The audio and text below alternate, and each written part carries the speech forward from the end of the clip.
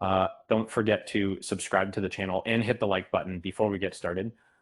Uh, Now, have you ever wondered just how many times Jean Grey has actually died in the comics? Uh, Her death and resurrection cycle is legendary, but how often has it truly happened? Um, um, Imagine like a hero whose life is a roller coaster, uh, uh, dead one moment, alive the next. Um, um, Jean Grey, the marble mutant with psychic powers and cosmic flames, has a reputation for dying more than most. Uh, Yet the real count isn't straightforward design fire that maybe column self money. It Comics love to kill and revive characters, making it tricky to pin down her true death toll. Um, we'll focus on her main Marvel Universe appearances, steering clear of alternate realities or universal wipeouts. Um, no what ifs or big cosmic resets. Um, just her normal canonical deaths and resurrections. That way, we get a clear picture of her mortality pattern. Um, Her first major death was dramatic. During the 100th issue of Uncanny X-Men, Jean pilots a space shuttle facing certain death from cosmic radiation. Uh, Using her psychic skills, she survives, and her connection to the Phoenix Force begins, um, though technically not a death. Her psychic resurrection is uh, a significant milestone in her story. Um, Her most iconic death comes during Uncanny X-Men number 137 when she sacrifices herself on the moon. Jean's act of selflessness aims to prevent the Dark Phoenix from wreaking havoc forever. Um, like that, despite a later retcon, this moment remains etched in fans' memories as her true heartfelt death. Uh, Jean's body also faced death again when her consciousness transferred into Emma Frost's body during the attack by Trevor Fitzroy's Sentinels. Her body was seemingly lifeless, uh, with no signs of life, but her essence was still active. Whether that counts as death depends on your perspective, you have body or consciousness.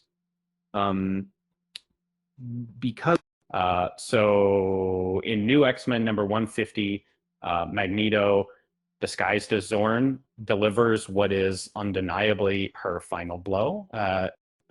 Jean dies at Magneto's hands, a death that lasted over a decade before she made a comeback. This was her first real lasting death in the core Marvel continuity. Um, then there's the In-Song story where her resurrection with the Phoenix Force leads to a fierce struggle. Wolverine herds her through her battles, and she's slashed multiple times. So ultimately, Cyclops' optic blasts disintegrate her.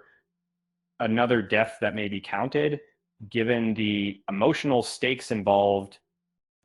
When the Marvel Universe moved to Krakoa, uh, death became less permanent. Jean's death during an attack on Orchis involved her ship being destroyed, only to be swiftly resurrected by the mutant resurrection process. Her death was quick, but her return was even quicker, typical of the new era. Um, um, Her death at the Hellfire Gala adds another chapter. Betrayed and stabbed by Moira McTaggart, turns cyborg. Jean Grey easily recovers. She guides others through the white hot room, and nature's resilience proves itself yet again. Uh, her death was real, her return inevitable to this. Um, Getting all these moments, it's safe to say Jean Grey has died at least 4 times if we only consider the most prominent lasting deaths. But if we include all fleeting instances, um, resurrections, illusions, or reanimations, the number could soar to about 14. Her relationship with death is uniquely complicated, uh, with each death more layered and open to interpretation. So, does Jean Grey truly die more often than others?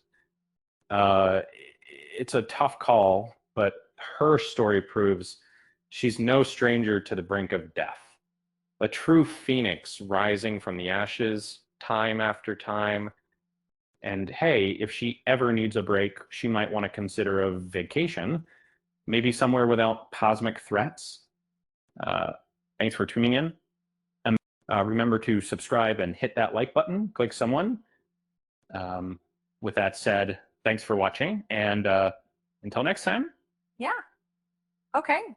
Oh, thanks for watching.